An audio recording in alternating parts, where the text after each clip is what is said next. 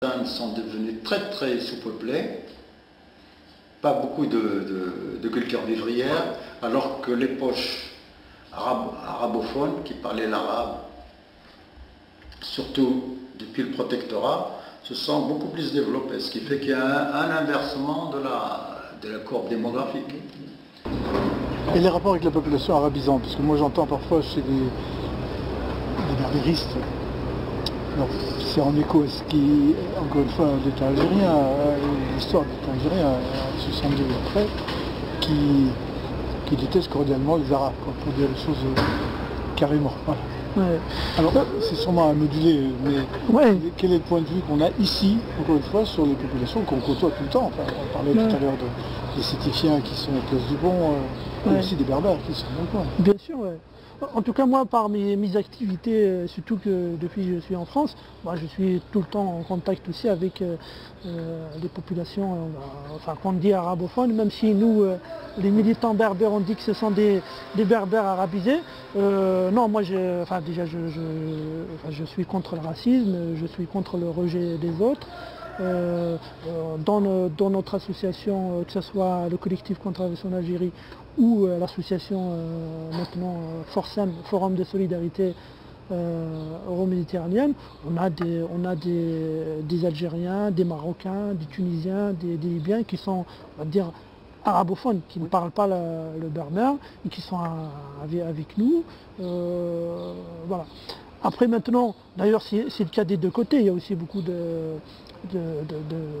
d'Arabes que nous désignons les basistes, ceux qui sont attachés à l'arabe, tout ça, qui ont un rejet viscéral du berbère. De l'autre côté, bon, effectivement, il y a quelques aussi militants berbéristes qui sont un peu extrémistes, qui rejettent.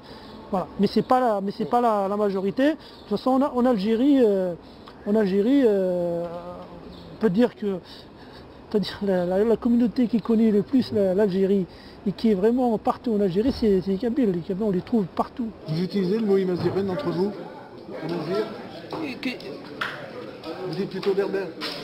Quand vous parlez de normal, non? C'est la même chose. Oui, mais vous dites quoi? Vous dites berbère ou amazir? Nous, on dit berbère parce qu'Amazir, c'est maintenant qui sort. Oui, c'est quelle année qui sort l'histoire? Normalement, c'est berbère. Voilà. C'est peut-être l'histoire, c'est ça. Je ne sais pas. Hein. Être berbère,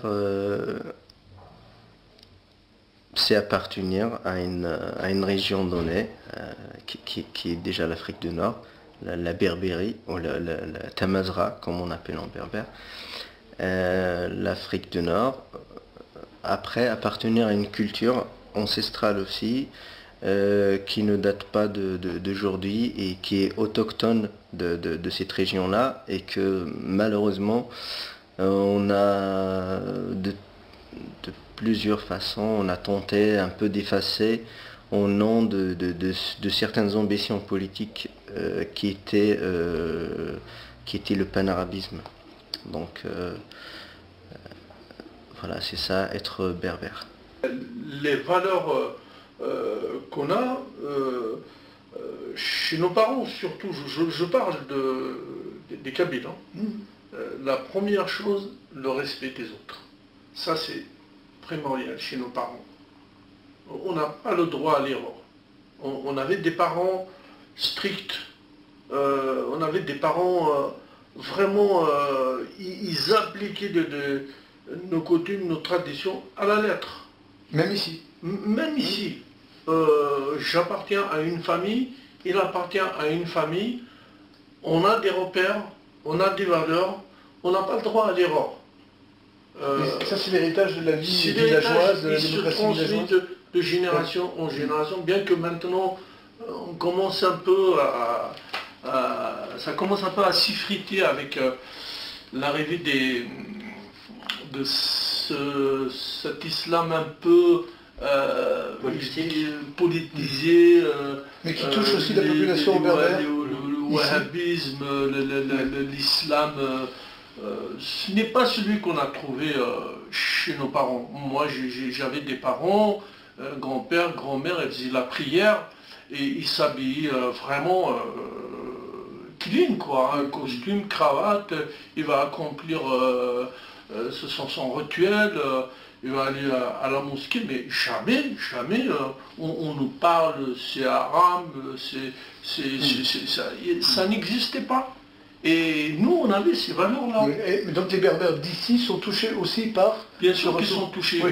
Bien sûr qu'ils sont touchés. Il y a même un plus grand nombre aujourd'hui. Et d'ailleurs, notre but dans nos émissions, c'est ça. On essaye de leur dire, écoutez, ne sombrez pas dans ça. Gardez vos valeurs. Parce qu'on vous amène, aujourd'hui, on vous amène à la mosquée, on vous ramène tout sur un plateau.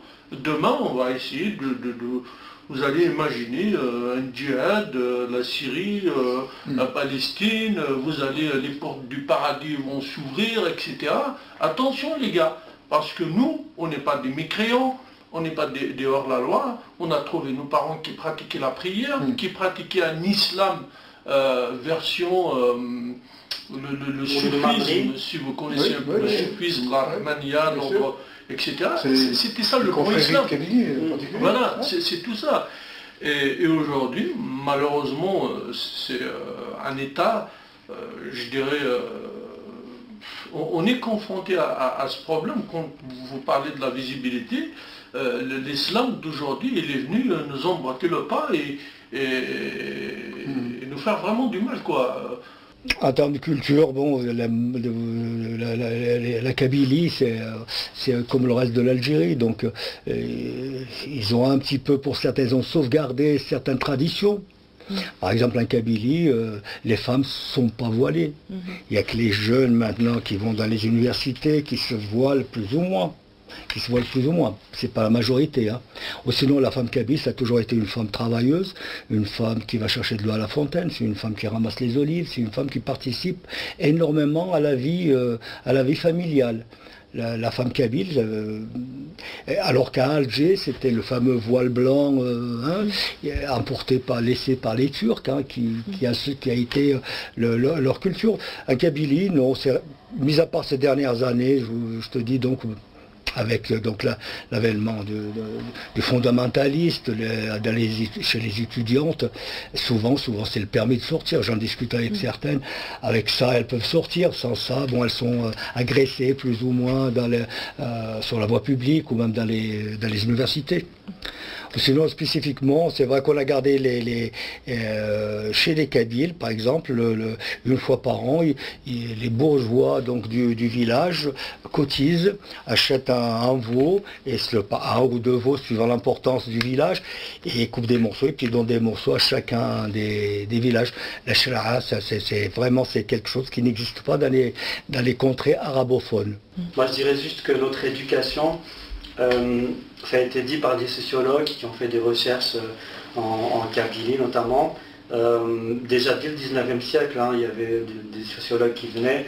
À l'époque, on n'appelait ça pas encore des sociologues, mais voilà, des ethnologues, je ne sais plus, qui étudiaient la société kabyle et qui avaient trouvé ce fonctionnement qu'on retrouve un peu partout dans le pourtour méditerranéen, que les enfants dans cette société plutôt rurale, hein, majorité, dans des petits villages accrochés à montagne, chaque adulte était un référent, était un éducateur pour un enfant. Voilà, le petit Kamel qui s'amuse dans son village, et dans la rue, donc il va faire attention non pas seulement à ses propres adultes parents, mais à tous les adultes du village.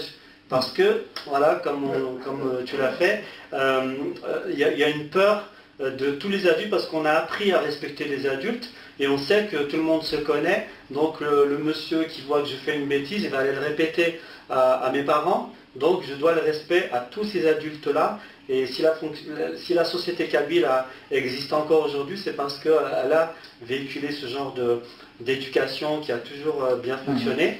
Et puis en arrivant en France, on a une éducation, comment dire, on a la chance, nous, ceux qui sont vraiment militants de la cause berbère, ou du moins qui sont conscients de leurs origines berbères et qui ont eu au moins un échantillon de cette culture, notamment par son éducation, eh bien, c'est une chance pour nous, c'est une sorte de vaccin.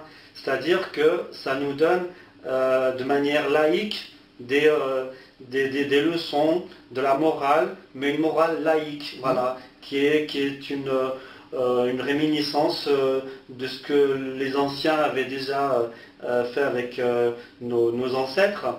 Donc aujourd'hui, on n'a pas besoin d'aller chercher des références chez d'autres peuples ou dans d'autres civilisations, ou de faire appel à la religion à chaque fois. On a cette base d'éducation berbère, contrairement à d'autres personnes d'Afrique du Nord qui n'ont pas la chance peut-être d'avoir ce socle culturel. La définition d'un amazigh, c'est un homme libre. Voilà, c'est un homme libre, un homme qui aime être libre, qui aime agir de lui-même, il n'aime pas recevoir des ordres, c'est-à-dire tordus surtout. Voilà, ça a été un guerrier, ça a été un combattant, ça a été tout ce que vous voulez. Voilà ce que la définition d'un amazigh. Oui, amazigh. Au berbère, si tu veux, quand on pose la question à quelqu'un, que veut dire la lettre Z, le symbole de l'alphabet berbère, et c'est là qu'on va dire c'est un homme libre. Oui, il y a cette liberté dans le mot amazigh. Aujourd'hui, être berbère, alors il y a ceux qui sont berbères parce qu'ils sont berbères en France, parce qu'ils parlent la langue, ils sont issus de cette culture-là, mais il y a beaucoup aussi qui sont berbères par militantisme, qui ne parlent pas la langue, qui ont grandi, qui ont vécu dans des régions, on va dire, arabophones ou même en France, mais qui sont pour la cause et qui militent pour cette cause-là. En Rhône-Alpes, bon, moi je suis en France depuis maintenant 93. Je suis français depuis 2010 par naturalisation. Je me sens complètement français. Être berbère aujourd'hui en Rhône-Alpes, pour moi, c'est comme tout militant d'une cause.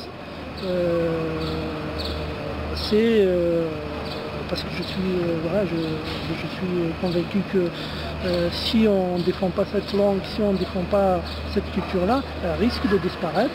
Et je pense que c'est quelque chose qui va être désastreux pour la Méditerranée, même pour l'humanité, parce que la culture berbère, elle est orale, mais voilà, elle contient beaucoup de choses, ne serait-ce que sur l'histoire de la Méditerranée, sur les mythes fondateurs de la Méditerranée. Ce n'est pas pour rien que Bourdieu, par exemple, a fait toutes ses études sur la Kabylie. Hein. Être berbère, déjà être fier de cette culture, parce que bon, déjà c'est, moi personnellement, j'ai ouvert les yeux, je pense berbère, je respire berbère, je dors berbère, je rêve berbère, donc voilà, pour moi c'est la meilleure culture au monde, parce que c'est tout à fait normal, chaque citoyen dira ça de sa culture. Et en plus, donc dans mon enfance, j'ai été, comment dirais-je, j'ai été un petit peu frustré par le système qui a voulu que bon, la place de la culture, de la langue amazigh, le kabyle, soit indirectement réprimé. Donc moi je me rappelle, d'ailleurs un grand artiste l'a expliqué aussi, Wal Mancho Felag, je ne sais pas si vous connaissez, l'a expliqué dans une de ses pièces. Donc moi, enfant natif d'Alger, je parle kabyle quand je sors dehors alors que les autres parlent l'arabe. Quelque part il y a un problème. Dès que je m'oublie, je parle avec quelqu'un avec ma langue et tout de suite tout le monde se met à rire. Donc déjà c'est un grand complexe, et c'est ça qui a fait qu'après, à force d'encaisser, de se poser des petites questions dans sa petite tête, des petites questions dans cette petite tête qui deviennent des grandes questions après, et on se dit pourquoi cette langue, et pourtant à la maison je la parle. C'est la langue de ma mère, c'est le sein de ma mère, et dehors, personne ne l'accepte. Après, on a vécu une époque où c'était interdit carrément de porter un signe berbère ou d'écrire. Bon, c'était le pouvoir, entre parenthèses, c'était boumedienne, c'est mon droit de le dire. Donc on a vécu cette répression vraiment, mais à outrance. Et c'est ça qui a fait que, bon, qui dit répression, on s'accroche. Donc voilà ce que c'est, comment j'explique un petit peu mon engouement, mon intérêt vers cette culture qui est la mienne. Voilà. Pour préserver la société kabyle, on essaie de garder cette culture, cette langue, pour pas qu'elle se perde, pour pas que...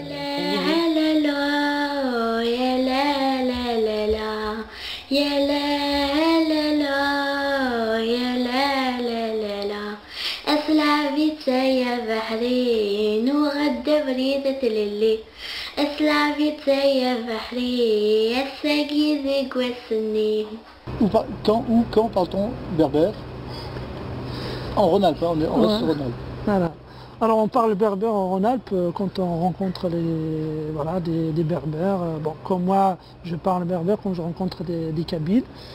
Alors moi c'est un peu particulier parce que j'ai beaucoup d'amis qui sont venus d'Algérie en même temps que moi, que je connaissais déjà en Algérie. Du coup on parlait déjà en kabyle en Algérie. Et en famille? Alors en famille... devant les enfants, j'entends. Voilà. Personnellement, moi je suis marié avec une femme qui ne parle pas le kabyle, même si elle le comprend, parce que c'est une Algéroise. Voilà, c'est une Algéroise qui a vécu à Alger. En plus, elle est de double nationalité parce que sa maman, elle est française. Du coup, sa langue, on va dire maternelle, c'est le français. L'arabe, elle l'a appris à l'école et l'arabe dialectal, elle l'a appris parce que... Voilà. Mais le kabyle, son père, il est kabyle. Comme beaucoup de pères kabyles, d'ailleurs ici ou en Algérie, que ce soit dans les régions non berbérophones, et ils n'ont pas cette capacité de transmettre la langue, ce qui n'est pas le cas des femmes. Voilà, du coup, alors moi à la maison, ici en France en tout cas, je parle français, mais j'essaye quand même de parler le kabyle avec le petit. Et par rapport à la langue berbère, est-ce que vous faites des choses particulières dans l'association? Est-ce qu'il y a des cours? Est-ce qu'il y a je sais pas, vous faites venir des linguistes? Oui, alors...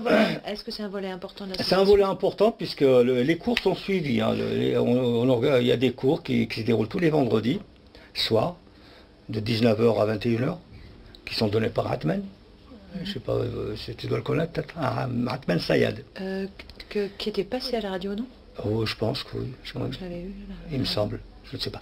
Donc c'est Atmen qui donne ses cours, puisqu'il a été formé pour ça à l'INALCO à Paris. D'accord. Hein? Sinon, bien sûr que les premiers, on a fait venir à Saint-Étienne Salim Chaker, on a fait venir Saïd Douman, on a fait venir d'autres, Massine Ferkal. Donc tout ça, c'est vraiment des gens qui se sont intéressés à la culture berbère au haut niveau parisien.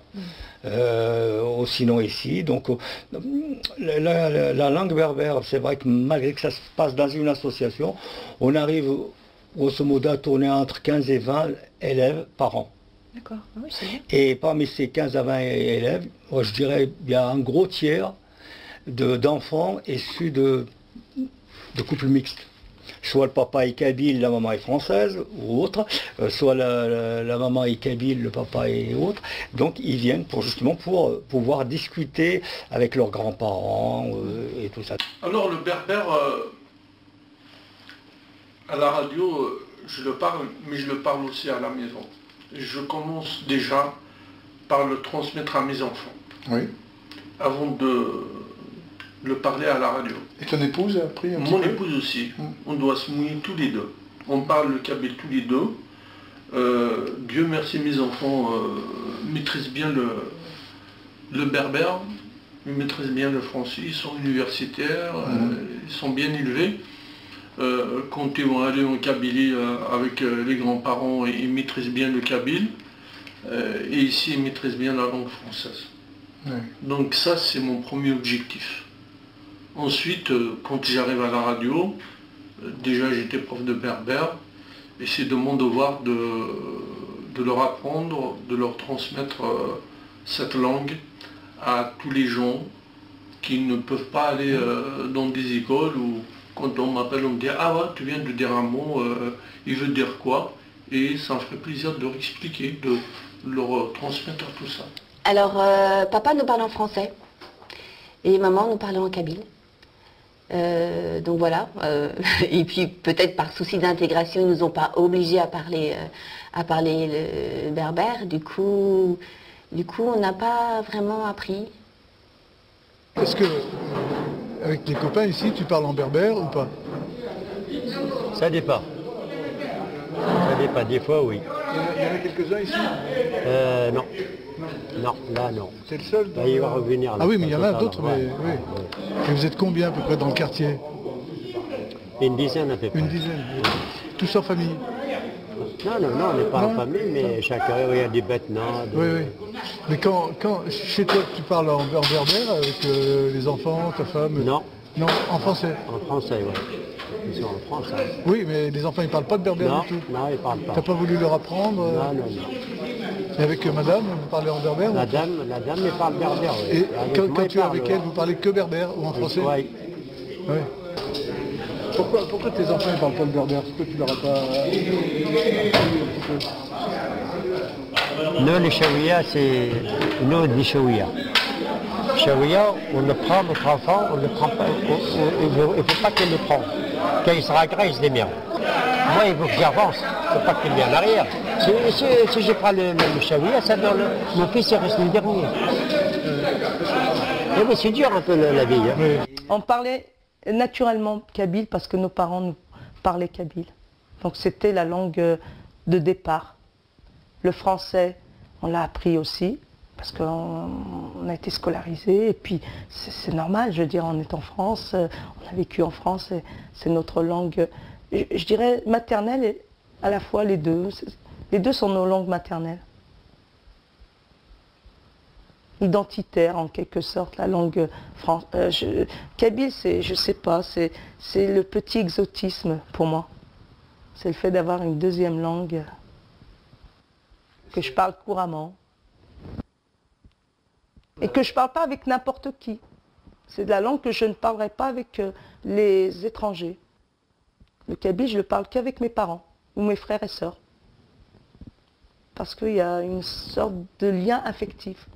Je veux dire, il m'arrive de voir des Kabyles, ils me parlent kabyle, je ne réponds en français. Je ne m'introduis pas dans leur langage. C'est-à-dire que, d'abord, je ne les connais pas suffisamment. C'est dur à dire, mais c'est ça. D'autre part, ils ont un accent, et mon accent aussi. Puis, et troisième raison, c'est que pour parler la langue, il faut qu'il y ait un lien de confiance très fort. Donc voilà, le kabyle, je le parle avec mes parents, avec mes frères et sœurs, avec ma tante jumelle à mes parents, avec le lien qui... Voilà. Et les autres, non. Pas, il me faut du temps. Voilà, c'est spécial. Hein. Je pense que c'est une fois adulte qu'on se rend compte que qu'on vient d'une autre... On est né en France, on a une culture française, mais on a aussi une culture berbère, culture algérienne ou berbère. Et c'est une fois qu'on est adulte, qu'on a des enfants, qu'on se dit qu'il ne faut pas perdre ça, qu'on a envie de le conserver, donc on va faire plus de recherches sur notre héritage, en fait, auprès des parents ou dans les documentaires. Mais c'est vrai que je m'en souciais moins quand j'étais adolescente. Mais quand on est au lycée, au collège, on ne parle pas de cette question d'appartenance aux berbères ou aux algériens. Je pense que ça vient plus tard. Quand?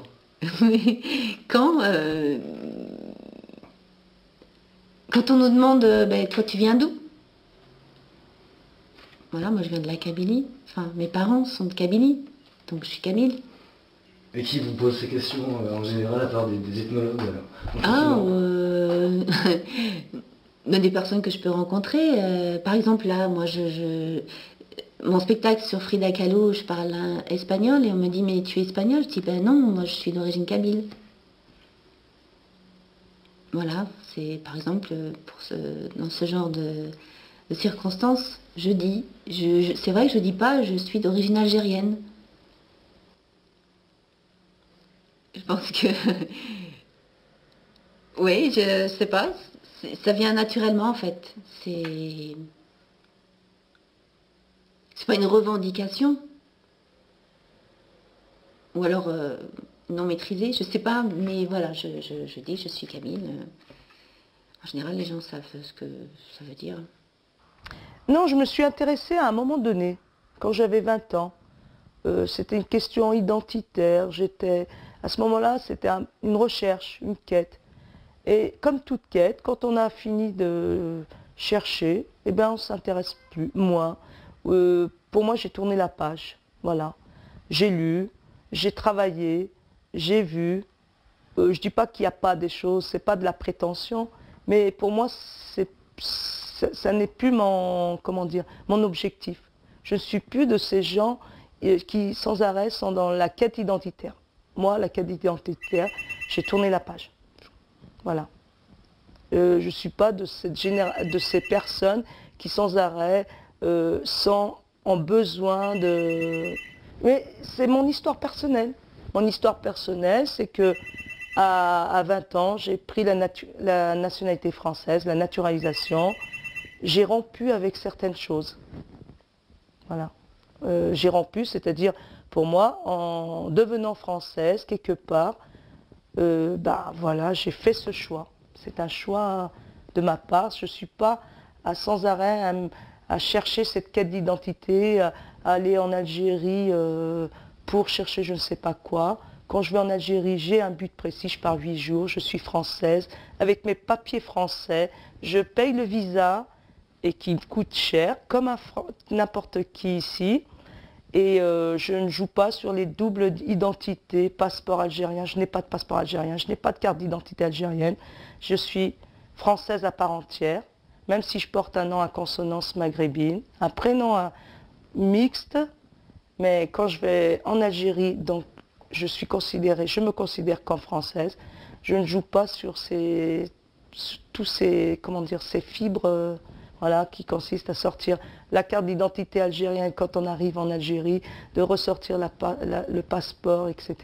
Je pars avec un passeport français européen, je montre le visa, et Dieu sait que j'ai des regards très, très bizarres, des fois, quelquefois bizarres. Bon, j'assume pleinement. Et quand je pars pour 4-5 jours. Je pars pas souvent, je pars peut-être une fois tous les 10 ans en fait, pour découvrir des régions. Si un événement dramatique peut arriver, peut-être que je serai amenée à partir. Mais au fond, je ne suis pas plus intéressée que ça. C'est-à-dire pour moi, je pars en Algérie comme un touriste. Je ne pars pas comme une quête affective. Je n'ai rien à régler. J'ai découvert des choses, ça m'a intéressé. Des choses m'ont moins bien intéressé, mais j'ai pris ma distance et le recul.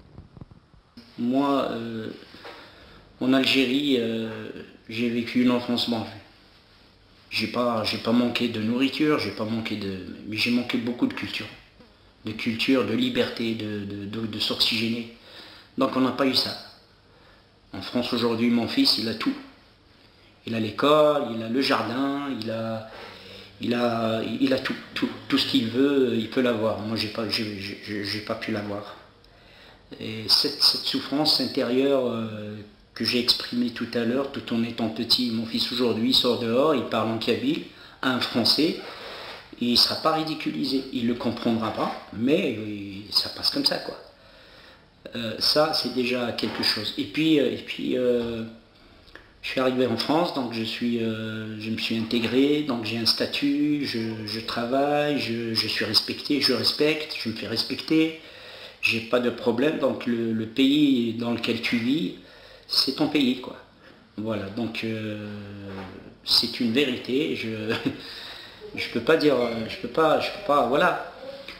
L'Algérie c'est ma patrie, c'est mon pays, mais la France aussi c'est mon pays, parce que bon, je vis ici, mon fils il est né ici, donc je respecte la République comme la République me respecte. J'ai des droits, je suis libre, je chante, je fredonne des chansons en marchant dans la rue. Voilà, je me mets en short, personne ne m'emmerde, je me mets en djellaba, personne ne m'emmerde. Et puis voilà, quoi, c'est une réalité, voilà ce que c'est. Voilà. Oui, parce que moi, mes valeurs, c'est finalement, mes valeurs, c'est la France, et je sais pas moi, pour moi, ce qui est important, c'est la France. C'est la France que j'ai reçue au lycée, à la fac. Toute cette culture, pour moi, ça passe avant. C'est les valeurs des Lumières, c'est la République, c'est la laïcité, c'est ces valeurs-là. Donc moi, la berbérité, c'est pas ma valeur première, c'est ce qui me lie à mes parents, c'est tout. Donc c'est un peu un lien affectif. Mais je veux dire, par-delà, il n'y a pas. Je veux dire, et j'ai l'impression qu'avec le temps, plus je vieillis, moins j'en ai. J'ai pris de la distance, vraiment c'est le mot, hein. L'éloignement. Ça ne m'empêche pas de lire des bouquins, ça ne m'empêche pas éventuellement de faire plein de choses, mais non sans plus. Il a dit mon collègue, hein, les professeurs, on est des fonctionnaires aussi. Nous on a la chance d'avoir deux pays, hein, la France et on appartient aussi à cette Kabylie.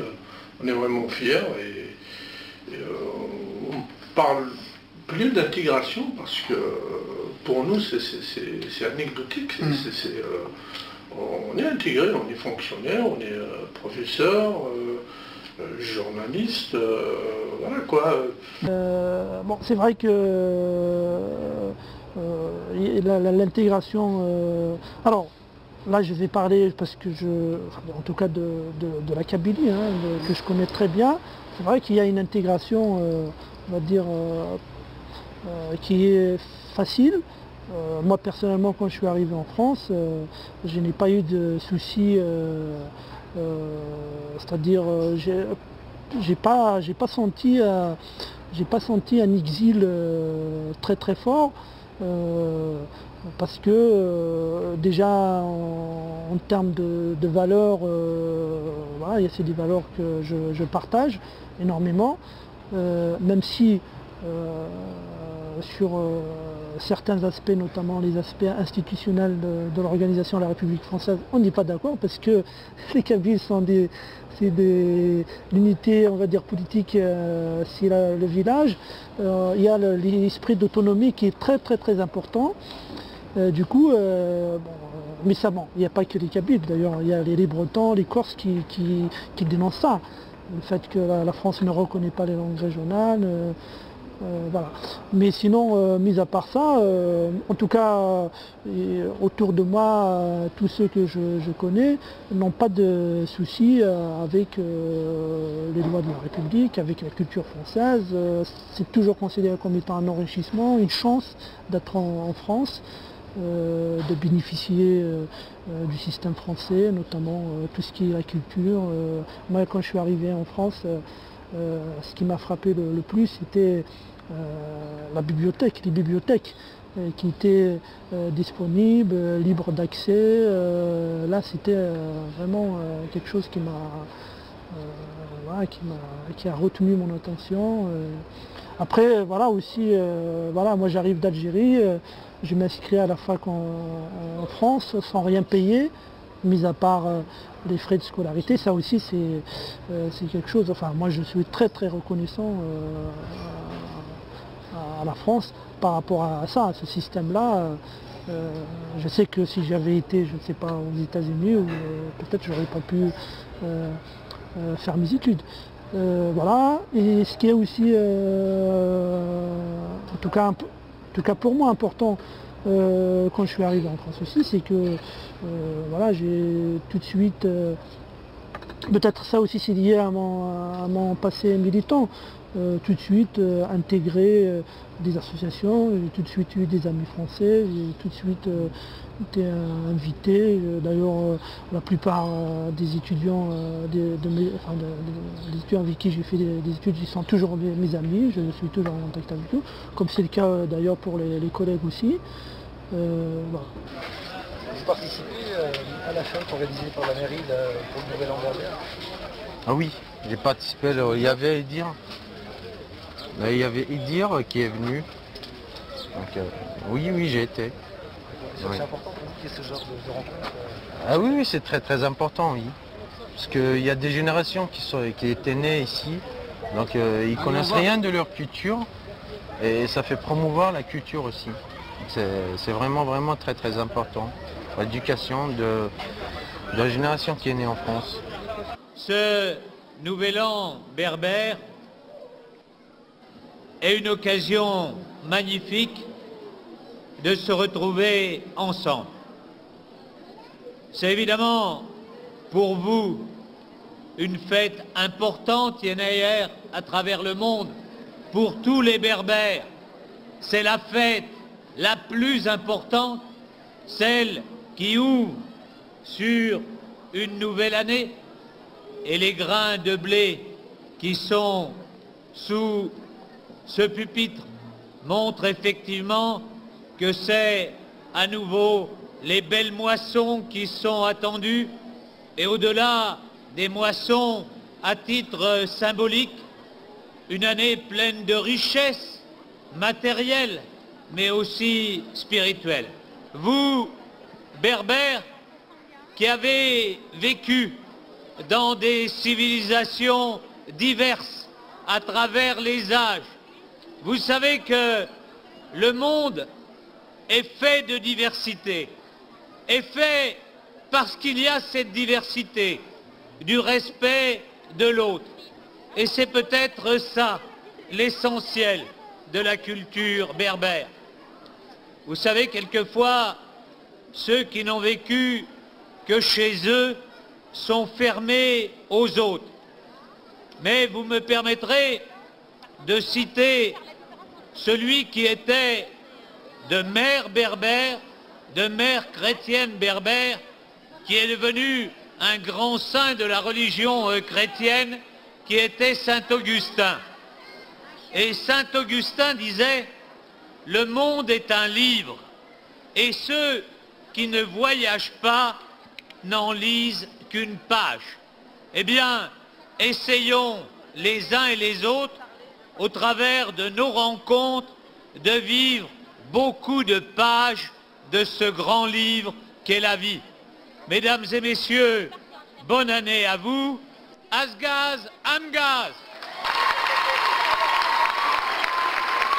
C'est le 12-13 janvier. Ça correspond, en fait, il y a une version qui dit que ça correspondait à la victoire d'Izamazir, guidé par le roi Shishang, je crois, si je prononce bien, sur une victoire sur les pharaons. Et du coup, les Berbères, ils ont eu l'habitude de fêter cette fête. Parfois, je trouve aussi des ressemblances avec le Nouvel An orthodoxe, parce que ça correspond exactement à la même date, mais j'ai pas trouvé des écrits qui... C'est peut-être une des traditions qui a été fêtée, vu que les Berbères, les Amazirs, ils étaient, au bout d'un moment, ils étaient chrétiens aussi, ils ont adopté la religion chrétienne. Alors peut-être que ça correspondait à quelque chose, mais pour l'instant, il n'y a que la version de la victoire. Après, il y a une autre version, mais que je ne maîtrise pas bien et qui est en lien avec l'entrée de l'hiver. L'entrée de l'hiver, c'est peut-être le jour le plus dur de l'année ou le plus froid de l'année. Mais j'ai moins d'informations là-dessus. Oui, le Nouvel An berbère à Lyon qui est fêté maintenant depuis presque 4 ans. régulièrement à la mairie de Lyon est quelque chose de positif. C'est une forme de reconnaissance de la culture berbère et de la langue berbère, mais surtout, je pense, une reconnaissance à tous les ouvriers, à tous ceux qui ont quitté la Kabylie pour venir en France, voilà, pour travailler en France. Et c'est aussi une forme de reconnaissance aux enfants de ces ouvriers-là qui sont restés en France et qui travaillent en France, qui sont intégrés, qui sont... Je voudrais qu'on revienne un peu sur l'association. Tu nous dis que la première association berbère de Saint-Étienne est née donc, je ne sais plus déjà la date. En novembre 1994. En novembre 1994. En novembre 1994, qui est à l'initiative donc de quelques Kabyles dont je ne faisais pas partie. Hein. Moi, quand ils l'ont créé, c'était donc des amis de Lyon. C'est Yazid Ekdoumi qui était président d'Awel, qui est venu pour faire une petite conférence ici. Moi j'étais hospitalisé à l'époque, et puis après, dès que je suis sorti de l'hôpital, on m'en a parlé. Et c'est là que j'ai fait un pas, j'ai raté la première réunion publique, et je me suis rattrapé donc à la deuxième. Donc j'ai vu que ça m'intéressait, que c'était pas politique, c'était pas religieux, donc c'était vraiment le culturel. Et donc je me suis mis dedans comme adhérent de première heure. Et depuis, donc, j'y suis encore 20 ans après. Et c'était quoi les statuts, les objectifs au départ de l'association? Les objectifs, ça n'a pas dérogé, ça n'a pas changé jusqu'à présent, c'est le faire connaître et promouvoir la culture berbère. Alors par tous les moyens qui existent, hein. Bon, la radio, puisqu'on a une émission de radio à Radio Andenne, on en avait une qui s'appelle donc Team Lilith à Radio Andenne, on en avait une à Dio qui s'appelait Tafet. On n'a plus manque de personnel pour animer l'émission parce que ça demande quand même du travail. Sinon on organise donc toutes les festivités, donc le Nouvel An berbère, on participe à la journée de la femme, on organise souvent des conférences, des débats, voilà. Et puis on est en contact avec d'autres associations. Toujours avec ma communauté, la communauté kabyle, donc de Lyon. Je fais beaucoup de choses, donc j'organise des soirées, parfois c'est de l'humanitaire, parfois on le fait pour le plaisir, parfois à but lucratif. On fait des soirées dans des cafés, chez des amis, chez Jeff, chez Chacha, chez un peu partout quoi.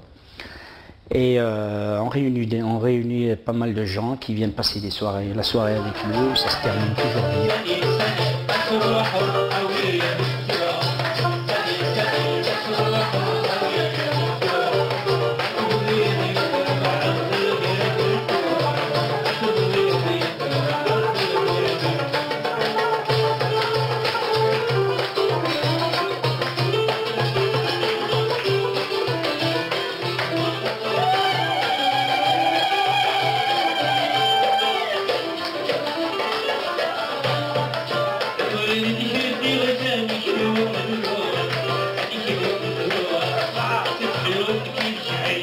Thank you.